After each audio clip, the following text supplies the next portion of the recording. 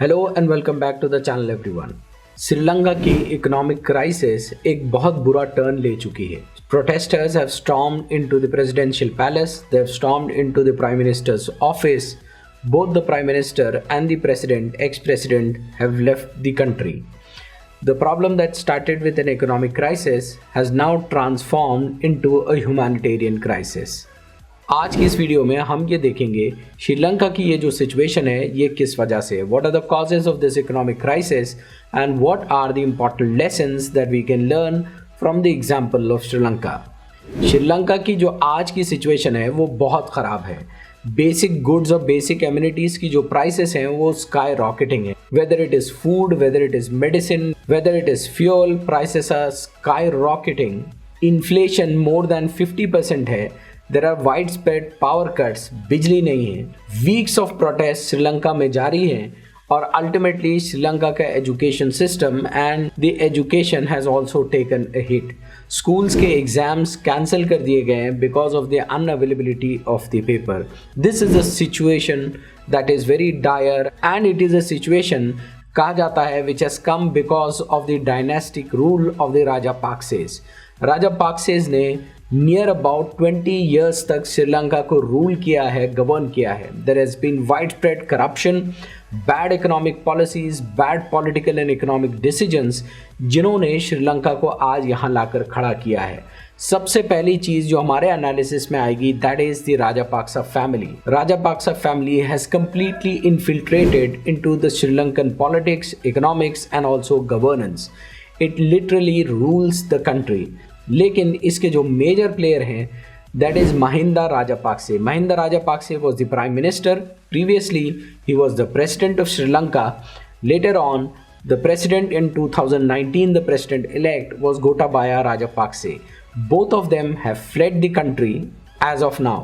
Ranil Wickremesinghe is the Prime Minister of Sri Lanka at the moment and he is in Sri Lanka trying to control the crisis. लेकिन the top man was Mahinda Rajapakse. He has been ruling Sri Lanka since 2005 when he came into power.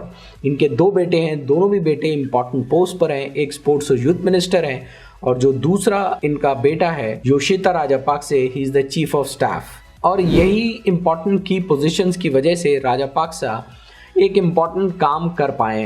1983 से 2019 तक श्रीलंका में एक ज़बरदस्त civil war जारी रही।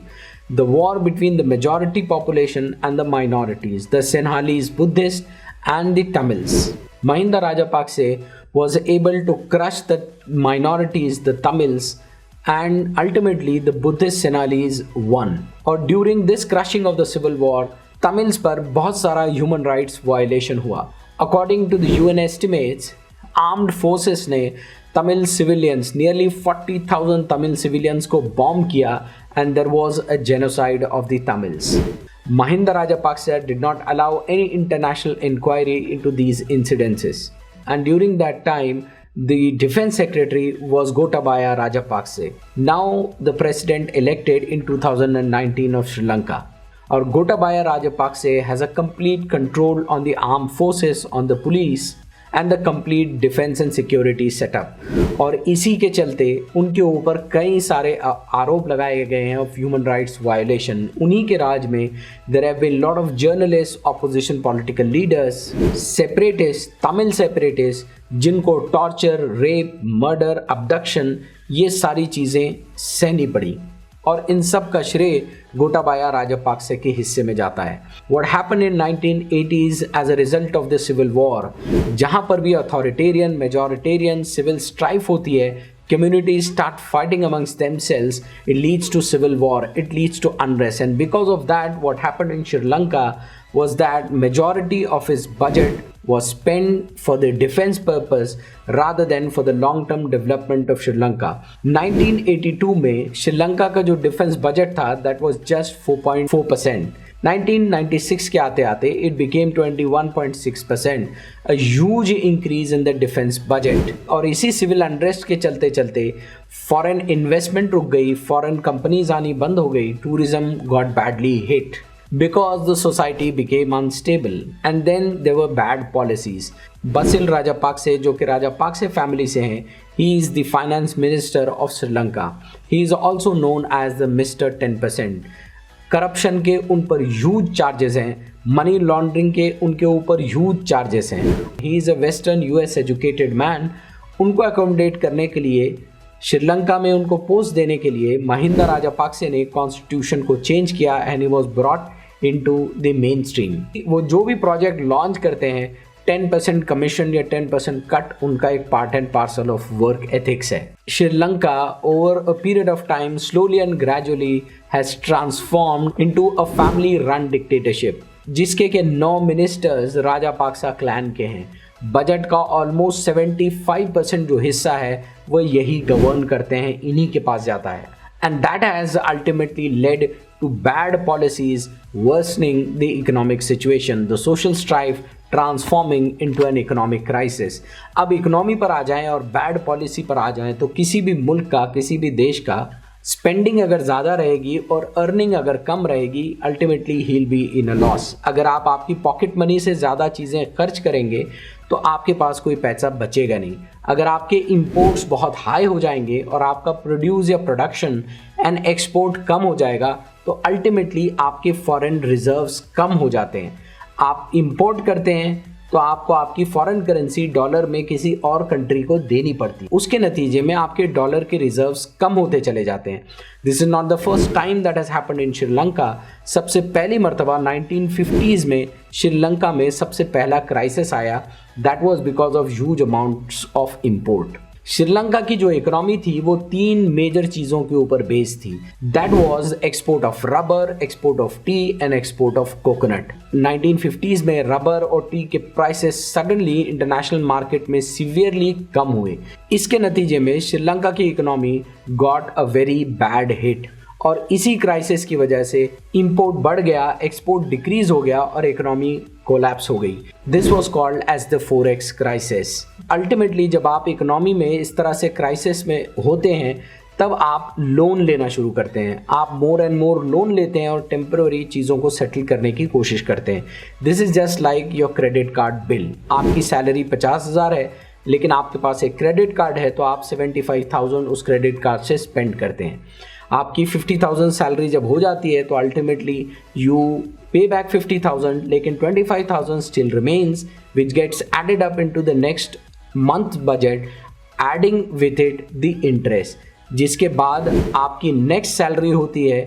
आप next month में फिर 75,000 स्पेंड कर देते हैं and ultimately now you have to pay more than 1 lakh rupees out of which you are only able to pay 50,000. Then the next cycle comes and the next cycle comes and you keep on adding to your credit और ultimately आप उस situation पे आ जाते हैं जहां अब आप अपने क्रेडिट कार्ड का बिल किसी भी तरह से पे नहीं कर सकते हैं. यही हाल हुआ श्रीलंका का.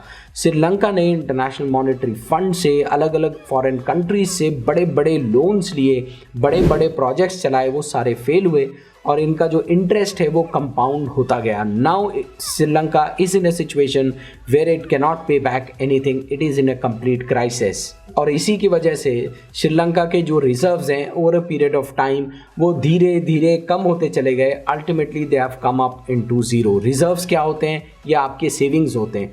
अल्टीमेटली आप क्रेडिट कार्ड का बिल नहीं भर पाएंगे तो आप आपकी सेविंग्स को यूज़ करना शुरू करेंगे. अल्टीमेटली आपके पास कोई सेविंग्स भी नहीं बचेगी. And this is what has happened in Sri Lanka. Sri Lanka की जो सेंट्रल बैंक है उसके गवर्नर हैं नंदलाल वीरसिंघे.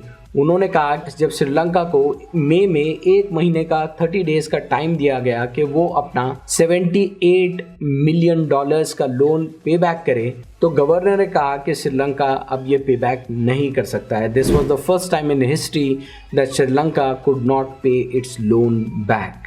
और अल्टीमेटली कुछ पिछले सालों में कुछ बैड पॉलिसीज़ और बैड इकोनॉमिक डिसीजंस हैं जो अल्टीमेटली इस क्राइसिस की तरफ श्रीलंका को लेकर आए. जैसे number 1 is money creation. Money creation का काम कम हो गया. Ultimately, the economy started collapsing. Number 2 was one more bad decision on the part of the government. Government ने ये कहा कि फर्टिलाइजर्स जो वो इंपोर्ट करती है उसमें बहुत सारे मिलियंस ऑफ डॉलर्स चले जाते हैं तो why not shift the country from the fertilizer based to the complete organic farming. तो श्रीलंका ने रातों रात एक डिसीजन लिया और उसने कहा कि कंप्लीट श्रीलंका में ऑर्गेनिक फार्मिंग होगी ताकि हम जो फर्टिलाइज़र इंपोर्ट कर रहे हैं उनका बजट हमारा बच सके। नतीजा क्या हुआ? Because of this bad policy food production decrease. Rice was one of the very important commodity that it exported, had to import rice because of the decreased production, जिसके नतीजे में बेसिक फूड स्टफ के prices over a period of time बढ़ने लगे and food shortages and food crisis ultimately Sri Lanka landed up with. Then apart from this, on all of this came the COVID-19 pandemic, the lockdowns, and because of which the tourism industry got a great hit. Finally क्योंकि री-इलेक्शंस आने थे तो गोटाबाया राजपाक्से ने एक policy का ऐलान किया। उन्होंने सीवियर टैक्स कट्स जो है पब्लिक को खुश करने के लिए दिए। अल्टीमेटली अगर आप पब्लिक से टैक्स नहीं लेंगे और बड़े बड़े टैक्स कट्स उनको देंगे तो आपकी जो गवर्नमेंट की इनकम होनी है वो सीवियरली डिक्रीज और हैम्पर हो जाएगी, which ultimately is one of the reason that led to this crisis. Institute of policy studies Sri Lanka ने 2014 ही में गवर्नमेंट को और बॉडीज़ को ये वार्न कर दिया था कि we are heading for economic doom, हम एक बहुत बड़े डूम की तरफ जा रहे हैं। But still the Rajapaksas and the governing bodies never took a notice of it and bad decision kept on coming one after the other, with government announcing and doing huge construction projects, buildings and construction of a great harbor जो उन्होंने China से ultimately loan लेकर बनाया, which did not pay off and ultimately Sri Lanka landed up into great crisis. आज अगर श्रीलंका की हम हालत देखें तो मेजर पॉलिटिकल लीडर्स वहाँ से जा चुके हैं। The country is in a severe breakdown, it's a humanitarian crisis and Sri Lanka has ultimately landed up into a failed state.